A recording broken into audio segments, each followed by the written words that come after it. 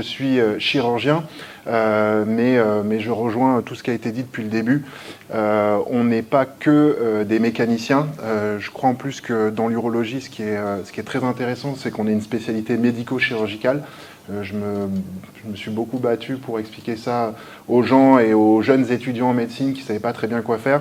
Donc on a un peu le rôle de, comme disait mon père, c'était mon père qui a parlé tout à l'heure, de un peu le chirurgien traitant des patients et l'urologue dans la vie des patients dans cette étape du cancer de la prostate est très présent parce qu'il est là depuis le diagnostic jusqu'au traitement et pendant le suivi qui est pour cette pathologie, en particulier le cancer de la prostate, un suivi qui se fait pendant de très très longues années. On conseille aux patients de continuer à faire un suivi à vie parce que ça devient un peu comme une maladie chronique. Donc aujourd'hui, je vais vous faire un topo que j'espère clair sur la chirurgie du cancer de la prostate. Alors je vais uniquement parler de la chirurgie robotique puisqu'on va parler des technologies innovantes. Après, bien sûr, si vous avez la moindre question, n'hésitez pas, j'essaierai d'y répondre dans la mesure du possible.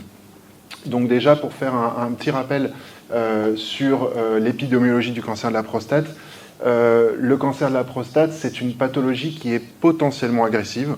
Donc c'est le mot potentiellement qu'il faut bien avoir en tête. C'est-à-dire que quand on diagnostique le cancer au patient, comme l'a dit tout à l'heure Carole au début de sa présentation, évidemment le mot cancer en général, ça fait que les patients n'écoute plus rien derrière parce que ce mot est très lourd de sens et on pense tout de suite à des conséquences terribles avec une fin de vie dans d'atroces souffrances. C'est évidemment pas du tout le cas et heureusement sur le cancer de la prostate parce que ça reste une maladie qui est quand même très bien connue puisque c'est le premier cancer de l'homme et on a entre 50 et 60 000 cas par an nouveaux. Donc comme c'est une pathologie qui est très bien connue, on a tout un arsenal thérapeutique et on a des résultats extrêmement intéressants et très positifs sur l'espérance de vie des patients en bonne santé. C'est ça qui est important, c'est l'espérance de vie en bonne santé. C'est pas l'espérance de vie, puisque si c'est pour rester au lit toute la journée en se disant « super, je suis en vie », c'est pas ça. Nous, ce qu'on veut, c'est que les patients aillent bien et récupèrent et un retour à la vie normale rapide après le traitement chirurgical. Parce que là, je vais vous parler que de la chirurgie. Et la robotique a vraiment permis ça. C'est le 3e cancer en termes de mortalité malgré tout chez l'homme, donc il faut quand même pas oublier. Ça reste un cancer, ça reste une pathologie sérieuse, mais encore une fois, on n'est pas sur le diagnostic d'une pathologie gravissime comme peut être le cancer du pancréas ou le cancer de la vessie ou le cancer du poumon, par exemple. Donc, en termes de recommandations, ça c'est très important. C'est pareil, on va redire beaucoup de choses aujourd'hui. Le cancer de la prostate, c'est une pathologie qui se dépiste. Il y a quelques années, vous receviez dans votre boîte aux lettres non seulement le dépistage du cancer du côlon, mais également le dépistage du cancer de la prostate. Ça a été annulé par l'HAS, malgré la grogne importante des urologues. Et donc maintenant, spontanément, vous n'allez pas recevoir dans votre boîte aux lettres ce dépistage. Cependant, à chaque fois que je vois un patient de 50 ans et plus, qui vient me voir en consultation pour n'importe quoi, une hernie, un calcul, une douleur testiculaire, je lui parle du dépistage du cancer de la prostate. Pourquoi ? Parce que c'est une pathologie qui est asymptomatique. Et c'est quand elle est asymptomatique qu'on la traite bien. Donc un patient qui vient me voir et à qui malheureusement je diagnostique cette pathologie, qui me dit « mais enfin docteur, je ne comprends pas, je pissais super bien, j'avais pas de sang, je ne me réveillais pas », ça n'a aucun rapport. Le cancer de la prostate est une maladie pernicieuse qui se dépiste. Donc le dépistage est fondamental. Et on insiste beaucoup auprès des médecins généralistes et de nos patients pour leur dire « n'oubliez pas, à partir de 50 ans, il faut le faire ». Moi, par exemple, je fais énormément de vasectomie dans mon activité. Donc je vois des patients qui sont plus jeunes, entre 35 et 45 ans. Et je leur dis à tous, on se revoit dans 10-15 ans. Après, est-ce qu'ils le feront, est-ce qu'ils ne le feront pas, chacun est libre. Mais en tout cas, c'est une maladie qui se dépiste. Et le dépistage, c'est le toucher rectal. Il y a plein de patients qui me disent « mais enfin, on n'a rien inventé de plus intelligent que le toucher rectal ». Eh bien non, l'examen clinique dans la médecine est fondamental. Quand vous allez voir un cardiologue, il vous écoute le cœur. Quand vous allez voir un urologue, il vous écoute la prostate. Et pour ça, il doit vous faire un toucher rectal. Donc c'est pas agréable, mais ça reste quand même surmontable et c'est un examen qui va durer 10-15 secondes parce qu'évidemment, on a quand même développé une certaine dextérité, donc on ne reste pas des heures entières à farfouiller avec le toucher rectal. Le dosage du PSA, là aussi, il y a eu des gros défauts de communication dont les urologues sont en forte partie responsables aussi. Il y a plein de gens qui disent « non mais attendez, le PSA, on m'a dit que ça ne servait à rien ». Non, le PSA ne sert absolument pas à rien. Le PSA est un dosage qui est important.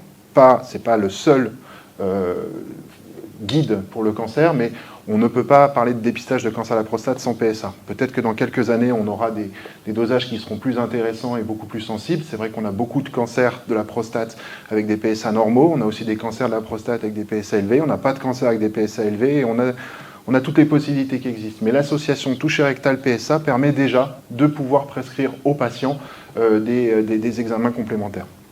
Ce qu'il faut savoir, c'est que quoi que le patient ait fait dans sa vie, mangé, bu, fumé, pris de la drogue, n'importe quoi, il n'y a aucun facteur exogène mis en évidence sur le cancer de la prostate.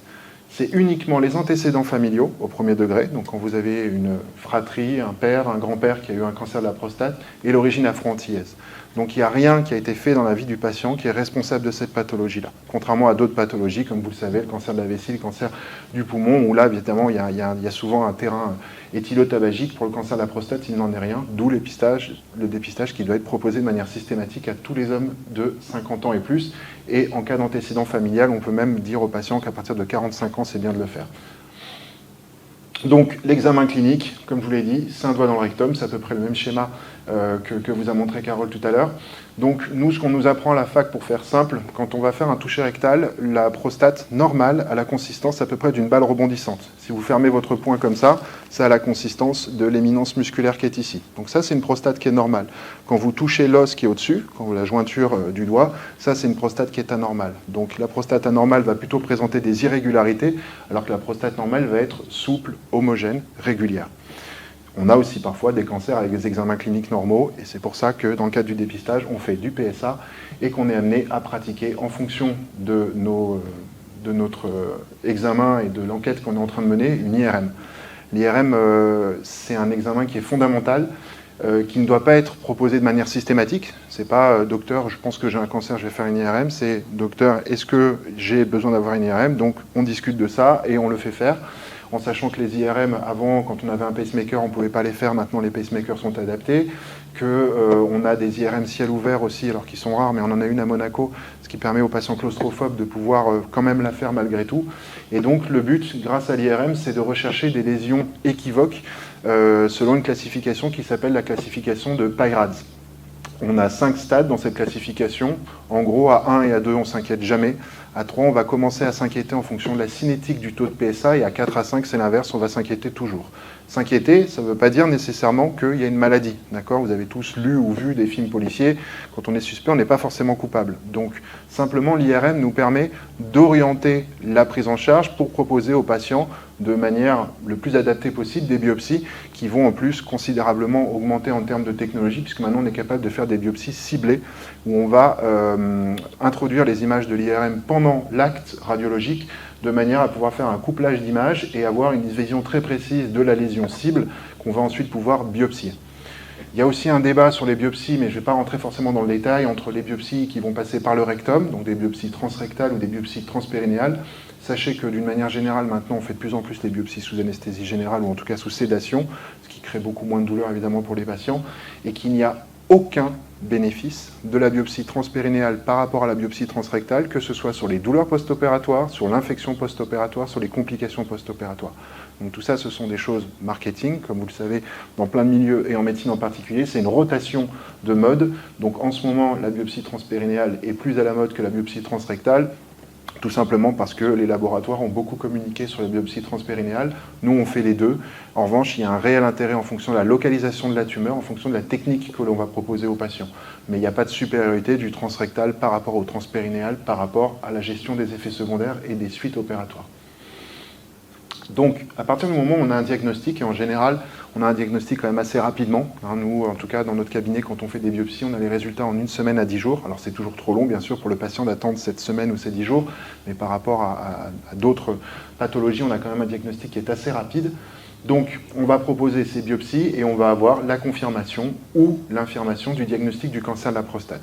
Là aussi, je ne vais pas vous faire un cours complet sur le cancer de la prostate, mais il y a tout un tas de types de cancer de la prostate. Et le cancer de la prostate a cette particularité, c'est d'ailleurs pour ça qu'on ne le dépluce plus de manière systématique, c'est que ça peut être simplement une maladie chronique, donc une simple surveillance qu'on va proposer aux patients. On n'est pas obligé d'opérer tous les patients qu'on voit en consultation ou d'envoyer en radiothérapie ou en hormonothérapie tous les patients qui ont un cancer de la prostate. Il y a des cancers qu'on peut surveiller et encore une fois, surtout, ce qui permettra aux patients d'avoir une espérance de vie en bonne santé similaire à celle de la population générale, sans avoir les effets secondaires d'un traitement. Donc l'importance du dépistage pour pouvoir ensuite proposer une prise en charge adaptée aux patients. Donc là, c'est pour vous montrer une image échographique d'une biopsie. Le trait blanc que l'on voit, qui est marqué par la flèche, c'est le trait de l'aiguille où on va donc pouvoir cibler la lésion qui est visible sur l'IRM. Là, je voulais juste en aparté, dans le cadre du suivi urologique, ce qu'on dit souvent aux patients, c'est que l'urologue est un peu le gynécologue de l'homme après 50 ans. Donc il y a beaucoup de patients qui font cette démarche-là de venir voir le médecin généraliste et qui disent « bon voilà, est-ce qu'il ne faudrait pas que je voie un urologue ?» En général, les médecins généralistes nous adressent les patients.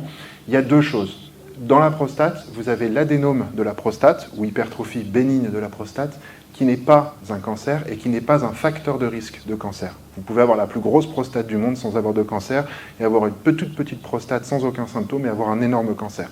Donc le dépistage qu'on propose à l'examen clinique, c'est le dépistage de l'adénome qui, lui, va donner des signes urinaires avec des difficultés urinaires, potentiellement des urgences urinaires, des réveils nocturnes. Et ça, cette pathologie, elle touche sur des grades différents jusqu'à 80% des hommes de plus de 50 ans. Donc globalement, on va tous y passer.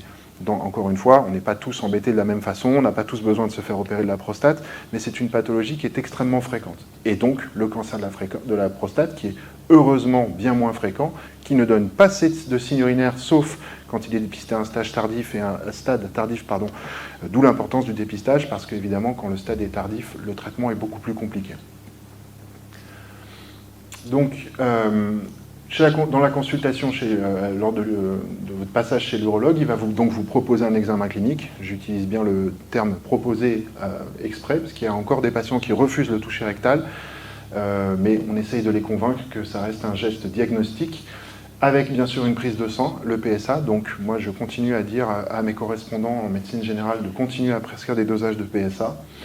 Et on va pouvoir diagnostiquer donc l'hypertrophie bénigne de la prostate, ce n'est pas le sujet d'aujourd'hui, mais en fonction des signes urinaires que les patients peuvent présenter, et on va pouvoir ensuite proposer des traitements médicamenteux ou des traitements chirurgicaux pour cet adénome. En ce qui concerne le diagnostic de cancer, ce que vous devez savoir, et je pense que les gens que vous êtes certainement déjà très bien renseignés là-dessus, surtout s'il y en a parmi vous qui ont déjà eu un cancer, c'est que la décision, elle n'est plus jamais prise uniquement par un médecin dans son coin qui va inventer une petite recette. Toutes les décisions sont proposées, parce qu'encore là, il y a des patients qui refusent, mais on propose aux patients de discuter de son dossier en réunion de constatation pluridisciplinaire, à laquelle participent donc les cancérologues, les radiothérapeutes, les radiologues, les médecins anatomopathologistes, les urologues. Et on présente tous les dossiers et on va suivre ensemble les recommandations nationales et internationales pour dire, voilà, monsieur X a un PSA comme ça, un toucher rectal comme ça, malheureusement il a un cancer, est-ce que vous êtes d'accord avec la proposition que je fais pour le traitement? Et en fonction des résultats de la RCP, ensuite on expose aux patients ces résultats-là. Donc c'est tout ça pour pouvoir bénéficier de la même prise en charge, quel que soit l'endroit en France, que ce soit dans une structure libérale, publique et géographiquement, vous puissiez tous bénéficier de la même prise en charge.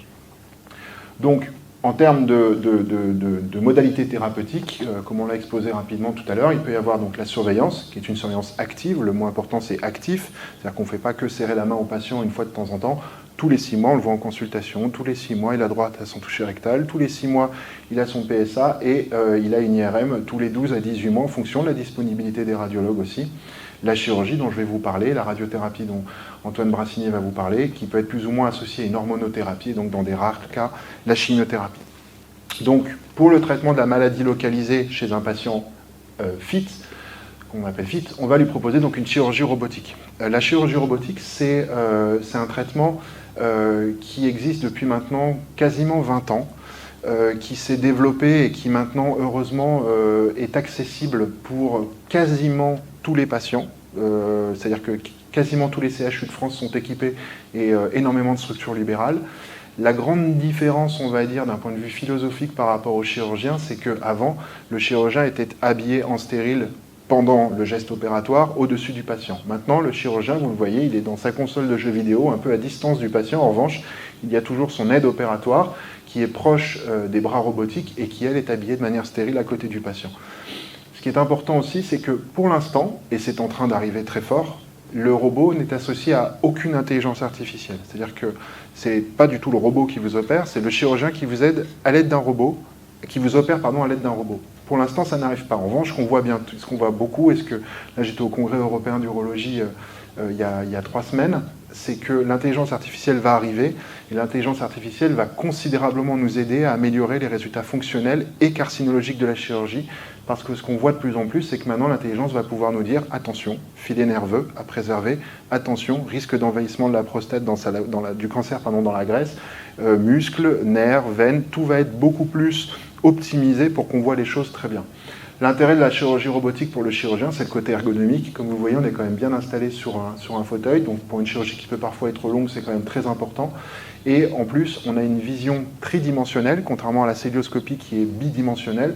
Donc on a la possibilité de voir en profondeur ce qui se passe. Et comme on est très proche de la zone qu'on opère, on a un degré de précision chirurgicale qui est amélioré, ce qui diminue considérablement les douleurs post-opératoires, les risques de saignement post-opératoire et le risque d'infection. Et surtout, c'est ça qui est fondamental, c'est que la chirurgie robotique permet un retour à la vie normale beaucoup plus rapide que quand on faisait une chirurgie classique, traditionnelle, où on avait la grande ouverture. Avant, sur les grandes ouvertures, les patients restaient 7 à 8 jours hospitalisés. Maintenant, sur une chirurgie prostatique, il y a certains centres qui les font en ambulatoire. Et puis, en moyenne, nous, on les garde environ 48 heures.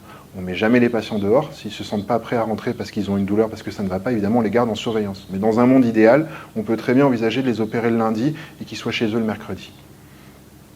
Donc, je vous ai fait une vidéo d'un patient que j'ai opéré pour essayer de vous montrer les différentes étapes de la chirurgie robotique. Donc, c'est de la célioscopie. Donc, on a créé une cavité de gaz dans le ventre du patient, et à l'aide de ces pinces chirurgicales que je manipule moi, c'est que moi qui les manipule, encore une fois, c'est pas du tout l'aide opératoire ou le robot qui décide tout seul de faire des choses. Donc là, je suis en train de décrocher la vessie. Donc la vessie est un organe qu'on appelle extrapéritonéal, c'est-à-dire que le péritoine, c'est le sac qui contient tous les organes de votre organisme, de votre abdomen quasiment, sauf certains organes qui sont extrapéritonéaux, donc comme la vessie ou les reins par exemple. Donc là, je suis rentré à l'intérieur du péritoine, on voit en dessous le tube digestif, et je vais décrocher la vessie qui est située en bas, en dégraissant également toute la face antérieure de la vessie. Le gras, évidemment, il faut l'enlever parce que ça va améliorer notre possibilité de bien voir les choses et de pouvoir opérer avec précision. On voit au fond de l'image, ici, en blanc, ce qu'on appelle les aponévroses pelviennes. Donc vous avez ici, latéralement, la prostate qui est ici, et la vessie qui est tirée par cette pince, que je manipule encore. Et ensuite, avec l'aide de mes ciseaux et de ce qu'on appelle une pince bipolaire, je vais faire de la coagulation. Mon aide opératoire, quant à elle, peut m'aider à exposer certaines structures. Donc là maintenant, j'ai ouvert les aponévroses pelviennes, qui sont les aponévroses qui sont sur le côté de la prostate, ce qui permet de fixer la prostate sur le périnée. Et quand on ouvre ici, on voit ce qui est blanc à droite, c'est la prostate, et ce qui est à gauche, ce sont les structures musculaires du périnée. Donc, comme vous le voyez, on opère vraiment avec beaucoup de précision. Vous voyez l'énergie. Tout ça, c'est du temps réel, c'est pas du tout accéléré. On a un temps d'hémostase qui est très bon, et on fait ça exactement de l'autre côté. Donc on préserve énormément les structures musculaires du périnée en étant le plus proche possible de la prostate pour essayer de préserver bien sûr la continence, parce que ça reste l'enjeu numéro 1 sur le côté fonctionnel, mais aussi, comme le disait Carole tout à l'heure, un maximum les structures nerveuses avec les bandelettes neurovasculaires, même si on ne voit pas toutes les ramifications. Donc une fois qu'on a ouvert l'aponévrose pelvienne, on va pouvoir augmenter la mobilité de l'organe prostatique. Vous voyez là, quand je coagule, ça fait, même si le patient est sous anesthésie générale, il bouge un petit peu parce qu'il y a des contractions musculaires. Et vous voyez, j'ai augmenté la mobilité de la prostate. Donc là, mon aide opératoire tire sur la prostate via une sonde urinaire qui a été mise chez le patient, ce qui me permet de pouvoir avoir la visibilité de cette masse-là, en gros, qui va être la prostate. Alors que cette chose-là qui ne s'étire pas, c'est le col de la vessie. Donc là, avec mon ciseau électrique, je suis en train d'ouvrir le col de la vessie pour ouvrir la face antérieure de la vessie, la face avant de la vessie, qui donc, comme je vous le rappelle, se retrouve ici derrière, pour pouvoir ensuite trouver cette sonde urinaire qui est donc dans la vessie et qu'on va tracter vers le haut pour pouvoir soulever cette prostate et la mettre en hauteur, en laissant la vessie en bas. Donc quand on va pouvoir faire ça, ça va nous permettre de commencer par le temps chirurgical qui finalement est le plus difficile dans cette chirurgie, qui est celui qui consiste à contrôler la face postérieure de la vessie, de la prostate. Donc vous avez en haut la prostate, et ces organes qui sont tenus ici par ma pince, parce que j'ai un peu passé quelques étapes pour que ce soit plus lisible pour vous, ce sont les vésicules séminales. C'est ce que vous a montré tout à l'heure le docteur Burté sur ce schéma. Ce sont des organes qu'on va retirer en monobloc avec la prostate dans le cadre de la chirurgie du cancer de la prostate, parce que, parfois, le cancer peut être aussi attaché à ces vésicules séminales. Donc on a des petites pinces ici. Là, c'est mon aide opératoire qui utilise. C'est une petite pince à clip avec des clips qui font quelques millimètres et qui me permettent de sélectionner les vaisseaux ou les nerfs, parfois, que je vais devoir sélectionner. Donc, on n'est pas dans une chirurgie, pardonnez le terme, bourrin, où on va tout couper ce qui est devant nous. On va vraiment faire une ultra-sélection avec la vision, comme vous voyez, qui est extrêmement précise, et on va pouvoir décrocher ces vésicules séminales tout en préservant le capital vasculaire de la vessie et également de tout ce qui est en périphérie de la prostate et du plancher périnéal. Parce que toute la continence et la sexualité du patient va dépendre de cette préservation que l'on fait. Une fois qu'on a décroché tout le plan postérieur de la prostate par la vésicule séminale, on a donc la prostate qui se retrouve, on ne la voit pas, mais elle est dans ce coin-là de l'écran, et là, on va décrocher ce qu'on appelle les ailerons vésico-prostatiques. Donc là, mon aide opératoire qui manipule cette pince-là, moi je vais disséquer les plans ici dans lesquels se trouvent des vaisseaux, et mon aide opératoire va mettre donc ces clips, qui sont des clips résorbables, qui vont finir par être réabsorbés par l'organisme du patient sans même qu'il ne s'en rende compte, pour faire une ultra-sélection vasculaire, de manière évidemment à dévasculariser la prostate sans dévasculariser les autres structures à côté. Une fois qu'on a fait cette dévascularisation, on va pouvoir continuer la prostatectomie avec un geste opératoire qui est là. Bon, là, je suis allé un petit peu vite. Là, la prostate est tombée. En fait, sur l'image d'avant, j'ai enlevé la face antérieure de la prostate jusqu'à l'apex. Il faut imaginer la prostate comme une pyramide. Vous avez une base, c'est là où j'ai ouvert au niveau de la vessie, et vous avez un apex qui est en avant vers le pénis. Et donc là, une fois qu'on a fait la partie postérieure, on remonte latéralement pour faire les aponévreuses dont je vous ai parlé et les ailerons vésico-prostatiques. Et une fois qu'on a décroché ça, on a dévascularisé la prostate. Donc on est en bonne condition pour pouvoir ensuite enlever l'apex de la prostate et donc faire tomber la prostate, c'est comme ça qu'on dit. Et là maintenant, on va faire le deuxième travail de la chirurgie, puisque le cancer a été retiré, mais maintenant il faut penser évidemment à la qualité de vie du patient. On parlait tout à l'heure de la sexualité, mais l'une des premières craintes des patients après la chirurgie, c'est les fuites urinaires évidemment, puisque c'est un organe qui est vraiment central dans l'incontinence.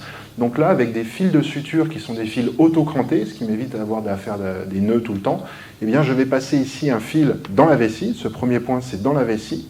Et ensuite, je vais aller chercher derrière la sonde urinaire, vous allez voir, mon aide opératoire va faire reculer la sonde urinaire, elle va la tirer un petit peu, on va voir apparaître l'urètre. Et l'urètre, c'est ce tuyau où on voit la sonde qui glisse dedans. Alors pardon pour ma capacité à bien filmer les choses. Donc là, elle refait un coup, et donc je vais passer un fil ici, qui va passer en arrière également de l'urètre, en prenant ce qu'on appelle l'aponévrose de Denonvilliers, qui est une aponévrose postérieure dans le périnée et qui permet de stabiliser également la continence du patient. Donc on va faire une suture circulaire, ce qu'on appelle un surjet, entre la vessie et l'urètre, pour réaccrocher ces deux structures-là, puisque la place qui est au milieu, où vous avez les fils actuellement, c'était la place de la prostate. Donc on fait tous ces points de suture, vous voyez, donc là je suis passé en avant, en arrière, et maintenant je suis en avant, et donc je vais bientôt finir cette suture-là, où je vais finir d'accrocher l'urètre à la vessie. Alors pardonnez-moi, en fait, comme je suis en vision tridimensionnelle, j'ai deux optiques, donc au moment où j'ai filmé cette image, je n'avais pas cette vision de tache grasse que vous avez devant l'écran, parce que moi, avec mes deux yeux, ça faisait l'élimination de la tache. Donc là, malheureusement, sur la fin de la vidéo, on le voit un petit peu. Et donc maintenant, on a une vessie qu'on va remplir par le cathéter urinaire dont je vous ai parlé, par la sonde urinaire, pour vérifier la continence. Elle est bonne, il n'y a pas de fuite à côté. Et là, maintenant, on met la prostate dans un petit sac. Vous voyez, on dirait une sorte de pieuvre avec les vésicules séminales qui sont en dessous. Et on met la prostate dans le sac, on ferme le sac et l'affaire est dans le sac, c'est terminé. Donc c'est une chirurgie qui prend... alors, pour vous donner mon expérience très personnelle, moi, de la chirurgie robotique, j'en avais jamais vu, jamais fait avant de m'installer à la clinique. Donc je me suis lancé tout seul dans cette aventure. Au début, mes premières chirurgies prenaient environ 6 à 7 heures. Là, maintenant, j'en suis à environ 150 procédures. Une chirurgie comme ça me prend à peu près 1 heure et quart. Donc en termes d'anesthésie pour le patient, c'est à peu près 1h45 de chirurgie, enfin d'endormissement, on va dire, pour un geste chirurgical qui permet, comme je vous le disais, en général, moi j'opère les patients le lundi, le mercredi, ils sont à la maison. Ils sont à la maison et ils consomment très peu d'antalgiques en post-opératoire. Donc, pour quelle suite? Pardonnez la dernière surprise qui devait arriver après. La continence urinaire, c'est ce qu'on disait tout à l'heure, on a des certitudes sur la continence urinaire. Contrairement à la sexualité, où moi je fais exactement comme Carole disait, je dis toujours aux patients, partez du principe que ça ne marchera pas et on essaiera de faire mieux avec des aides en leur expliquant exactement ce que vous disiez tout à l'heure, c'est-à-dire la différence entre la sexualité pour avoir un acte sexuel et la sexualité dans sa globalité avec les caresses et ces choses-là. Sur la continence, on a quand même quasiment, on va dire en moyenne 90% de patients qui sont continents à 1 an. Quand on parle de continence, ça peut être une continence pure, comme ceux qui n'ont pas été opérés, mais parfois ça peut aller jusqu'à 1, parfois 2 protections par jour. Ça, c'est une question qui est très importante à poser aux patients, c'est est-ce que vous avez des fuites? Oui, j'en ai. Est-ce que ces fuites urinaires vous embêtent au quotidien? Vous avez plein de patients qui, étrangement, vous disent pas du tout. Donc ces patients-là, ils sont considérés comme continents, non pas pour tricher sur les chiffres, mais parce que simplement, ce qui va nous intéresser, c'est le confort fonctionnel des patients. Si le patient se sent bien, on ne va pas lui proposer une chirurgie complémentaire alors qu'il n'a pas de plainte. C'est la même manière pour la sexualité. Il y a des patients qui vous disent « mais moi, je n'avais pas de sexualité avant la chirurgie, je ne veux pas de sexualité après la chirurgie ». Donc il faut être capable d'en parler avec eux avant, pendant et après, comme on disait tout à l'heure, pour pouvoir les dépister et leur rendre service. Il y a des facteurs de risque, bien sûr, pour l'incontinence. Vous avez l'âge, c'est pour ça qu'on n'opère plus les cancers de la prostate à partir de 75 ans. Non pas parce qu'on pense qu'on ne va pas bien les guérir, mais parce qu'on pense qu'ils vont avoir des conséquences fonctionnelles plus importantes. Le poids, c'est fondamental. Comme c'est un cancer pour lequel on a quand même à peu près le temps de faire les choses, moi, quand je vois un patient qui est obèse, en général, je lui demande de perdre du poids s'il souhaite se faire opérer parce que ça va faciliter le travail de tout le monde, de l'anesthésiste en premier lieu, parce que pendant que vous dormez, pendant la chirurgie, vous avez la tête complètement en bas. Donc si vous êtes en surpoids, vous avez tout le ventre qui appuie sur les poumons et donc vous avez des difficultés respiratoires, ce qui peut considérablement compliquer le geste péropératoire et le post-opératoire avec des infections pulmonaires. Donc la perte de poids est fondamentale. Si vous avez un patient obèse qui n'est pas capable de perdre du poids, qui a tout essayé, eh bien dans ce cas-là, il faut le récuser à la chirurgie parce qu'on ne pourra pas lui rendre service correctement. Le stade tumoral, évidemment, donc ça c'est toute l'importance ce qu'on appelle le grading avant la chirurgie, de savoir exactement où on en est grâce aux examens d'imagerie et grâce à la discussion en RCP. Et donc, bien sûr, la technique chirurgicale avec, comme on le disait tout à l'heure, donc nerve sparing, c'est la préservation nerveuse qu'on va proposer grâce à l'amélioration des technologies et la longueur urétrale. Vous l'avez peut-être pas très bien vu parce que c'est le moment où il y avait la tache de gras sur la chirurgie, mais on essaye vraiment au maximum de préserver une longueur urétrale très importante pour qu'on soit à distance du sphincter et on a bien prouvé que plus la longueur urétrale était préservée, meilleure était la récupération de continence. Et surtout, comme je vous disais tout à l'heure, ce qui est fondamental, c'est que vous avez énormément de patients qui viennent nous voir en consultation post-opératoire et qui nous disent « franchement, pour le post-opératoire, il n'y a pas eu de problème et j'ai déjà récupéré une vie qui est quasiment normale ». Parfois, il faut renforcer avec un peu de kinésithérapie, mais ces patients-là sont vraiment minoritaires. Et les patients qui ont une incontinence urinaire sont moins de 5% à 1 an. Et ces patients-là, on peut leur proposer des solutions chirurgicales adaptées pour régler ces problèmes d'incontinence urinaire, mais pas avant 1 an. Comme on disait tout à l'heure avec la sexualité pour les prothèses, pas avant 2 ans et demi, 3 ans. Pour la chirurgie de l'incontinence urinaire post-prostatectomie, c'est pas avant 1 an qu'on en discute. Donc il faut expliquer aux patients qu'il doit être patient et qu'il doit faire du travail avec le kiné, avec la kiné. En termes de sexualité, donc je vais recouper avec le topo qui a été fait précédemment. La dysfonction érectile, donc globalement, on a à peu près un patient sur 2 qui va avoir une dysfonction érectile. En réalité clinique, c'est quand même, à mon sens, plus que ça. Ça, ce sont des chiffres d'études. On a quand même beaucoup de patients qui ont des difficultés érectiles, mais qui vont nous dire, grâce à ce qu'on leur a proposé avant et grâce à la conversation qu'on a avec eux, qu'ils ont aussi d'autres moyens de retrouver une intimité avec leur épouse sans avoir nécessairement besoin de pratiquer la pénétration. Donc je rejoins tout à fait ce que vous a dit Carole tout à l'heure. Moi j'explique à tous mes patients dès la première consultation post-opératoire et en général même en préopératoire qu'il faut très rapidement reprendre ou débuter les traitements pour la dysfonction érectile. C'est fondamental. Avoir des rapports sexuels ou avoir une sexualité, c'est un sport. Si vous arrêtez un marathonien pendant 1 an et que vous lui dites maintenant tu vas me faire New York, ça va être compliqué. Donc il faut impérativement s'entraîner, il faut travailler les corps caverneux qui ont tendance à se scléroser. Et si les patients balaient ça d'un revers de main en se disant là je me concentre sur le cancer ou sur les fuites et on verra ça dans 1 an ou 2, eh bien on essaye de leur expliquer qu'il ne faut pas réfléchir comme ça parce que si on en arrive à cette échéance-là, ça peut être trop tard et on peut courir derrière le lièvre et perdre la course. Donc les facteurs déterminants, c'est à peu près les mêmes.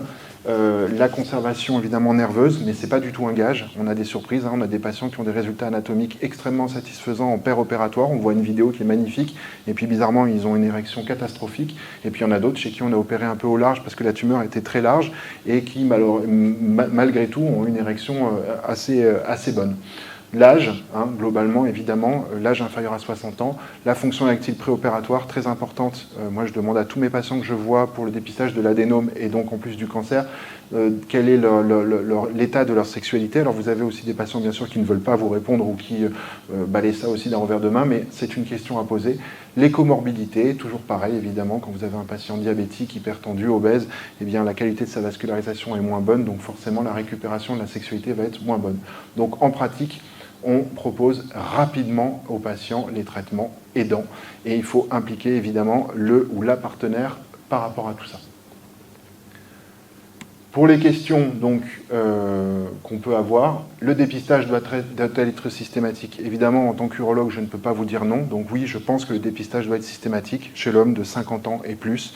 Il faut faire un dépistage, c'est désagréable, c'est un mauvais moment à passer, c'est une drôle de poignée de main avec l'urologue, mais c'est très important parce qu'évidemment, quand on diagnostique une pathologie à un stade précoce, on aura des bien meilleurs résultats et on ne sera pas forcément obligé d'aller vers la chirurgie ou la radiothérapie. À qui en particulier? Les hommes, tous les hommes de 50 ans et plus, en particulier ceux qui ont une hérédité familiale ou les origines afro-antillaises. Le lien entre l'adénome et le cancer n'existe pas, d'accord? C'est quand on dit à un patient vous avez une grosse prostate, en général, moi je leur dis tout de suite attention, c'est pas parce que vous avez une grosse prostate que vous avez le risque d'une maladie grave, pas du tout. La grosse prostate, ça s'évalue par une symptomatologie urinaire qui n'a rien à voir avec le cancer. Donc il n'y a aucun lien entre l'adénome et le cancer. Il peut y avoir une transmission génétique, donc pareil, quand vous diagnostiquez ces pathologies-là, en tant qu'urologue, vous dites toujours aux patients, si vous avez des fils, envoyez-les voir un urologue à partir de l'âge de 45 ans pour passer un mauvais moment, certes, mais pour permettre de diagnostiquer potentiellement une pathologie à un stade précoce. Le pronostic, globalement, le pronostic pour la maladie localisée, donc pour la maladie que je vous ai présentée qui est opérée, ce pronostic est bon. On a 85% de chances de ne pas avoir de récidive 10 ans après le traitement d'un cancer de la prostate. Que ce soit par chirurgie ou radiothérapie, les chiffres sont exactement les mêmes. Donc on ne va pas dire aux patients c'est mieux de vous faire opérer ou c'est mieux de vous faire d'avoir une radiothérapie.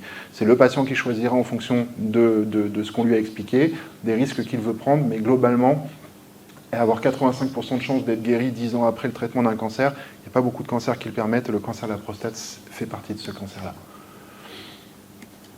Je vous remercie.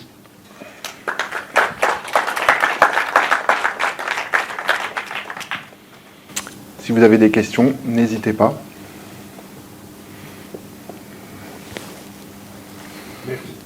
Merci beaucoup, docteur Dessin. Moi, j'avais une petite question.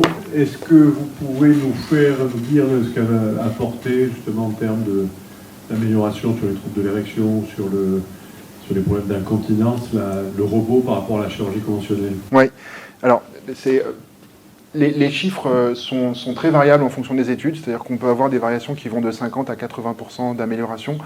Ce dont on est absolument sûr, et toutes les études vont dans ce sens-là, c'est que la récupération à la vie normale après une chirurgie robotique est bien meilleure qu'après une chirurgie classique. C'est-à-dire qu'on est de l'ordre de 1 à 2 mois en post-opératoire sur la récupération vie normale. Par rapport à une chirurgie classique, on était plutôt autour d'1 an.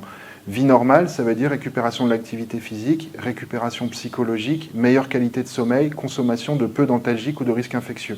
Donc si vous avez une vie normale, vous avez une meilleure récupération sur la continence. Donc là, ce qu'on est en train de voir de plus en plus, c'est qu'en termes de continence, très clairement, il y a une amélioration de la chirurgie robotique. Mais les études qui nécessitent beaucoup de patients sont faites encore aux États-Unis, mais en France, on n'a pas encore ces chiffres exactement. Mais on a tous cette visibilité, même si je n'ai que 43 ans, ça fait déjà quand même 15 ans que je fais de l'urologie, et on voit bien que moi quand j'ai commencé à opérer les cancers de la prostate, je les opérais par voie ouverte. Alors j'étais plus jeune, donc j'avais certainement pas la même dextérité que celle que j'ai maintenant, mais en termes de suite, c'était pas du tout la même chose. Les gens étaient incontinents beaucoup plus longtemps.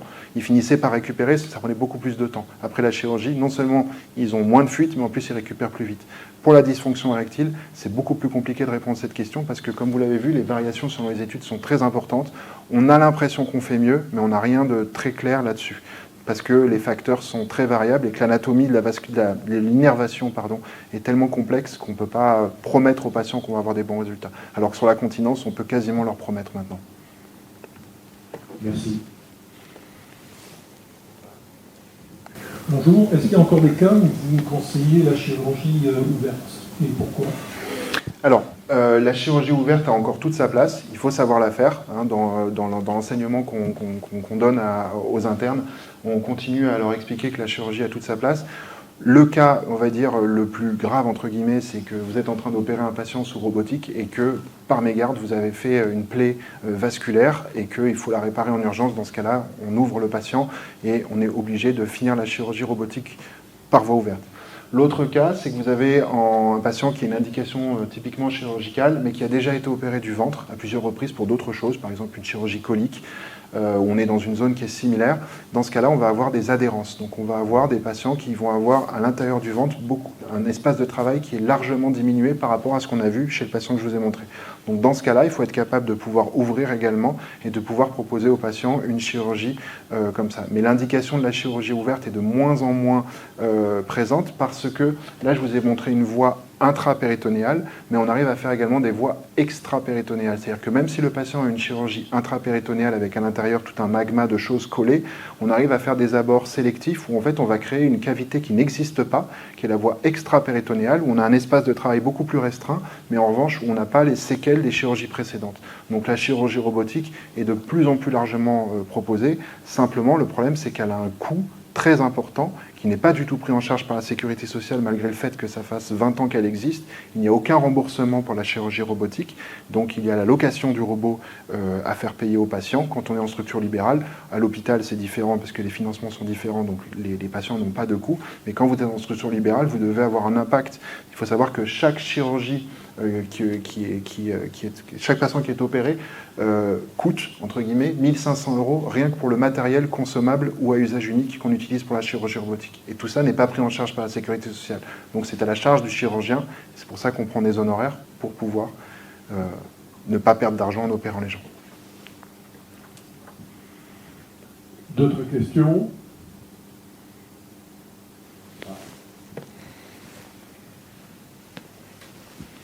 Vous avez dit qu'à partir d'un certain âge, il n'y avait plus d'opération de la prostate. Oui. À partir de 65 ans, 75 ans. 75 ans, voilà. Et qu'est-ce que vous faites à ce moment-là? Qu'est-ce que vous proposez? Alors, dans ce cas-là, ça sera mais je vous en prie, ce sera le docteur Brassini qui va rentrer en ligne de compte. Alors, c'est pas faire le sacrifice d'un traitement pour un autre. C'est pas, du coup, on ne peut pas vous opérer, tant pis pour vous, vous allez avoir un traitement qui fonctionne moins bien.